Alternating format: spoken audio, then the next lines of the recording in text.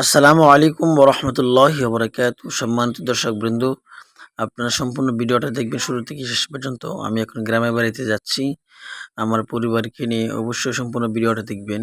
এখন আছি গাড়ির ভিতরে, দেখতে পাচ্ছেন। আমি কিন্তু এখন মহাখালীর উদ্দেশ্যে রওনা হচ্ছি। এরপর আমি বাসা যাব ইনশাআল্লাহ। আপনারা দোয়া করুন আল্লাহ তাআলা যেন আমাকে সুস্থভাবে আমার গন্তব্যস্থানে পৌঁছার মতো তৌফিক দান করেন।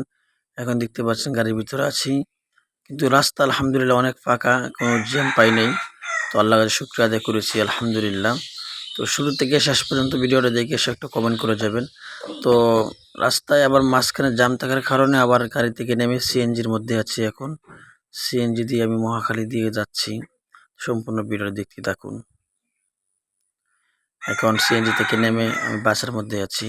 তো আলহামদুলিল্লাহ আমি নেত্রকোনা এসে পৌঁছে গিয়েছি। এখন কিন্তু দেখতে পাচ্ছেন আমি গ্রামের বাড়িতে আছি। তো এই মুহূর্তে আমি বাসার ভিতরে প্রবেশ করছি।